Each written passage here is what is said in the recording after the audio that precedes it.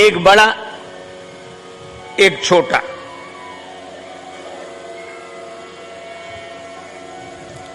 और दोनों के पास एक कम्बल और एक भैंस।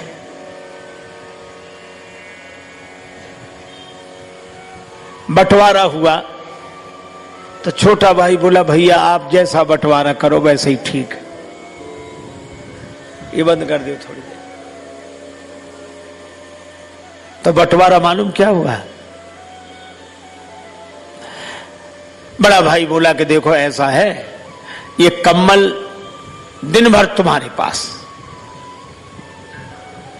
रात को हमें दे दिया करो।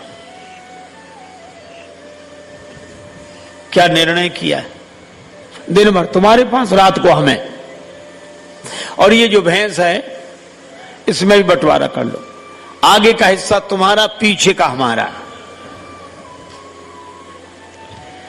अब बोलो कैसा निर्णय किया, निपटारा किया, बंटवारा। सो बेचारा एक भाई दिन भर तो कंबल रखे रहे अपने पास, दिन में जरूरत नहीं ओढ़ने की, और जैसे ही शाम होने लगे सो वो कहे हमारा कंबल हमें दे दो। सो रात भर कंबल ओढ़ के आराम से सोए, और सवेरा भैया ले जाओ अपना कंबल, दिन भर तुम रखो। और भैंस का आगे का हिस्सा छोटे भाई को दे दिया, सो बेचारा खिलाए पिलाए वो, और पीछे का हिस्सा उसका सो दूध वो दुहे। बेचारा परेशान हो गया कि भाई तो प्राण लिए है, ऐसा निर्णय किया, ऐसा बंटवारा किया। एक महात्मा थे, बोले तुम घबराओ मत। महात्मा ने उनके कान में एक मंत्र गुनगुना दिया, बोले इसी का प्रयोग करना। ठीक है। तो उसको जैसी कंबल दिन को मिला तो उसने क्या किया, कंबल को जैसे ही मिला सो पानी की बड़ी नाद थी उसी में डुबो दिया और दिन भर भिगाए रखा। शाम आई, बोला हमारा कंबल, बोली है ले जा। बोले ये क्या कर दिया? बोले हम अपने समय में कुछ भी करें, दिन तो हमें मिला ही है। बेचारा रात भर कंबल नहीं ओढ़ पाया, और सवेरे वो दूध दोहने बैठा, और वो छोटे भाई ने क्या किया, लिया डंडा। सो आगे डंडा दिखाया भैंस को। सो भैंस सीधी खड़ी, ना इधर करे उधर करे उधर करे। तो वो कहे ये क्या कर रहे हो? बोले आप तो अपने हिस्से में करो जो करना है, हम अपने हिस्से में कर रहे हैं।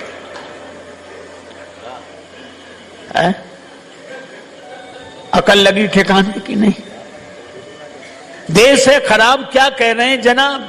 देश पहले अच्छा था ये आप कहते हैं? यहां तो आज भी लोग भाईचारे से रहते हैं, यहां तो आज भी लोग भाईचारे से रहते हैं, अर्थात भाई से अपना संबंध इस कदर जोड़ लेते हैं कि खुद मलाई खाकर भाई के लिए चारा छोड़ देते हैं। खुद मलाई खाकर भाई के लिए चारा छोड़ देते हैं, और प्रेम अधिक उमड़े तो मामले को ही दबा देते हैं। कुछ तो अपने भाइयों को पशुओं की तरह पालते हैं और उनको अपने पीछे चलाने के लिए उनके आगे चारा डालते हैं,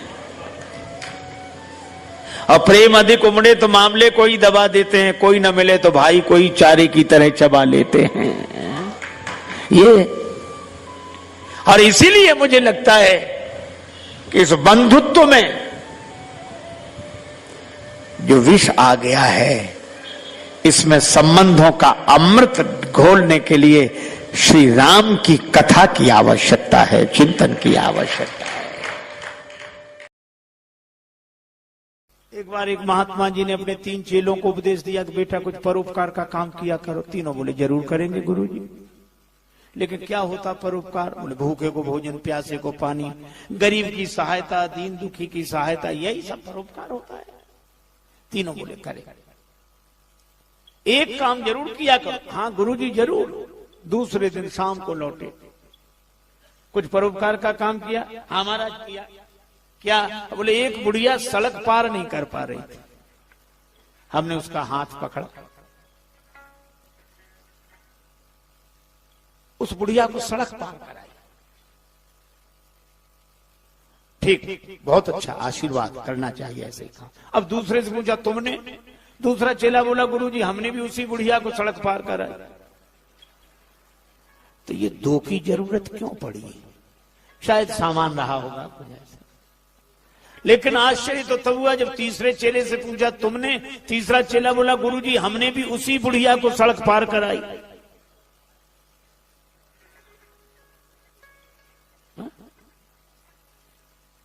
अब गुरुजी के आश्चर्य का ठिकाना नहीं रहा कि तीन की जरूरत क्यों पड़ी। एक बुढ़िया को सड़क पार कराने में तीन की जरूरत क्यों पड़ी?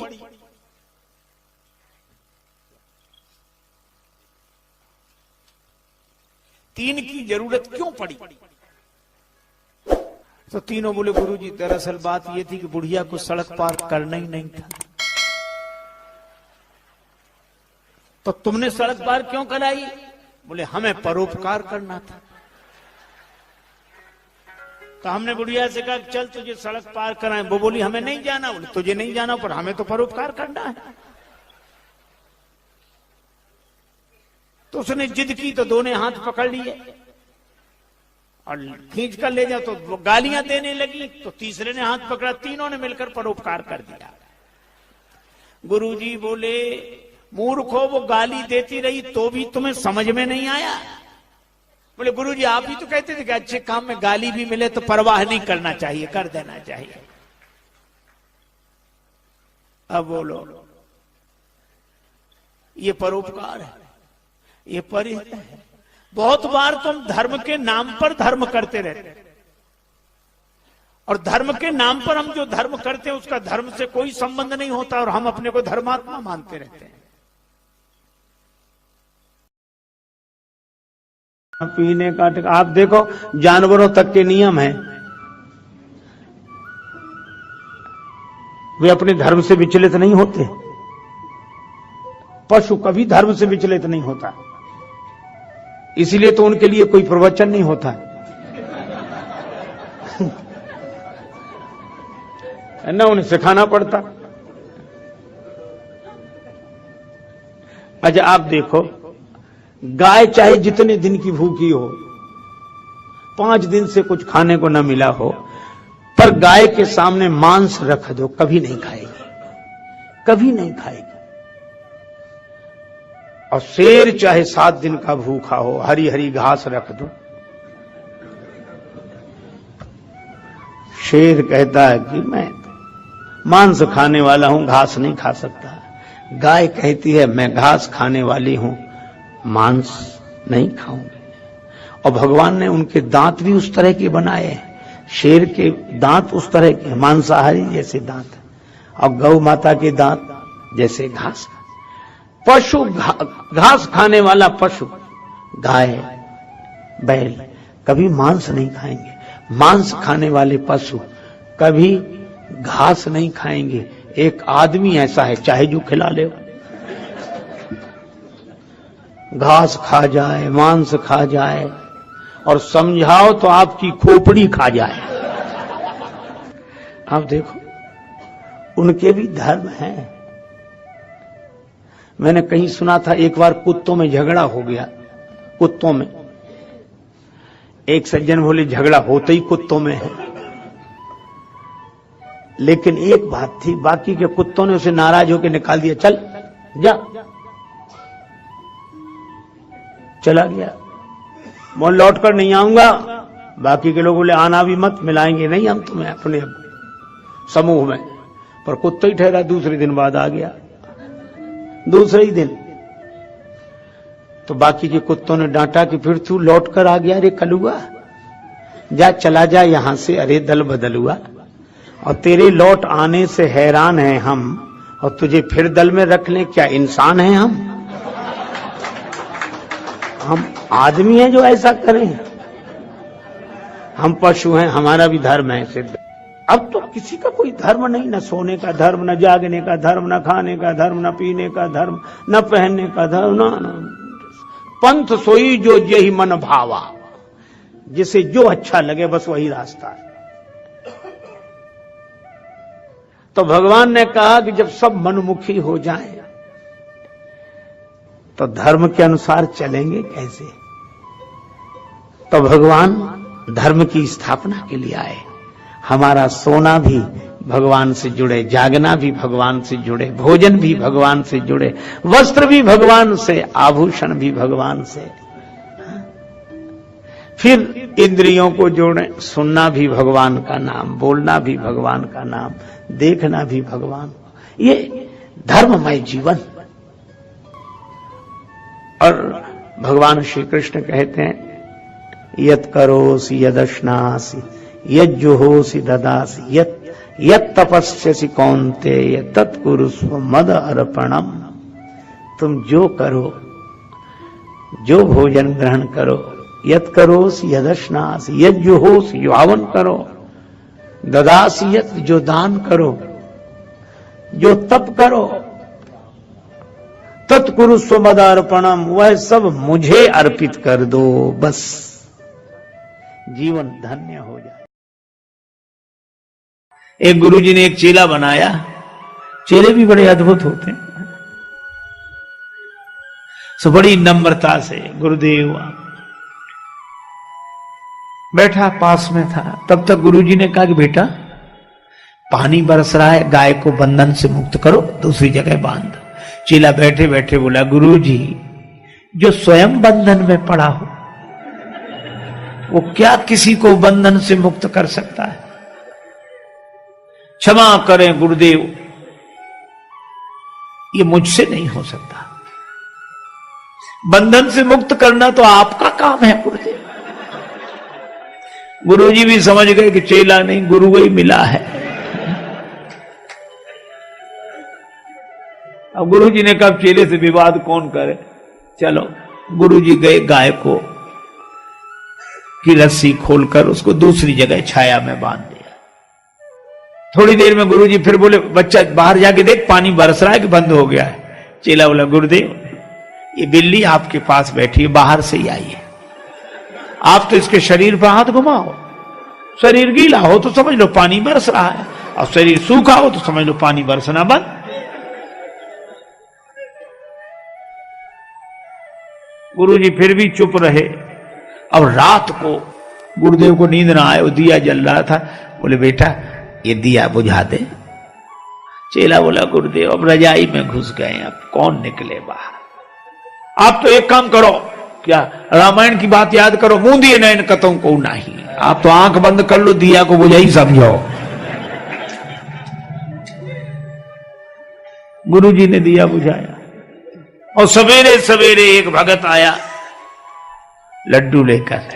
महाराज भगवान को भोग लगाओ, आप भी पाओ, सबको पवाओ। गुरुजी ने भगवान को भोग लगाया, बाल भोग लेकर। बोले बच्चा प्रसाद लेगा? सो दौड़ा दौड़ा आया। बोले गुरुदेव मैंने आपकी 3 आज्ञाएं नहीं मानी है, चौथी भी नहीं मानूंगा तो घोर पाप लगेगा। ये तो लाइए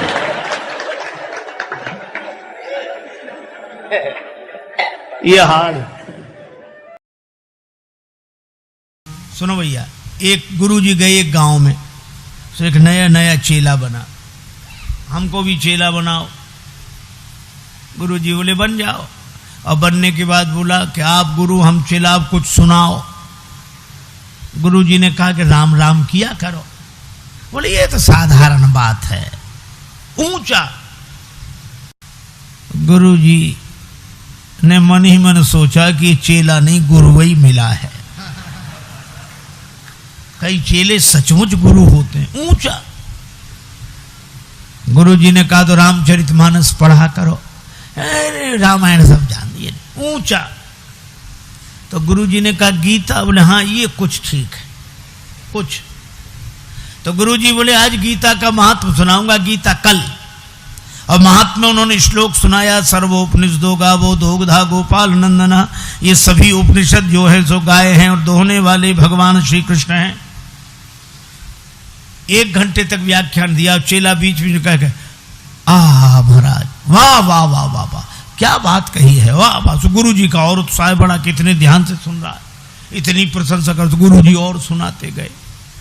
1 घंटे बाद बोले कि बेटा कुछ समझ में ना आया हो तो पूछ लो। सो बोला कि हमें समझ में ना, हमें आप कम समझाते हो, हम ज्यादा समझते हैं। गुरुजी ने मन ही मन कहा कि हम ही नहीं समझ पाए पहले तुम्हें, लेकिन चलो गुरुजी हैं, गुरुजी की इज्जत ही बचा ले, पूछ ले कुछ। तो बोला और तो एक एक अक्षर समझ में आया, केवल एक बात समझ में नहीं आई। कौन सी? का आप कहते थे 2 गधा गोपाल नंदना, तो ये 2 गधा कौन थे, क्या समझ है? सो गुरुजी ने माथा पीटा। चेला बोला गुरुजी जवाब नहीं दिया, ये 2 गधा कौन थे? गुरुजी बोले एक हम, दूसरे तुम। एक न सुनई, एक नहीं देखा।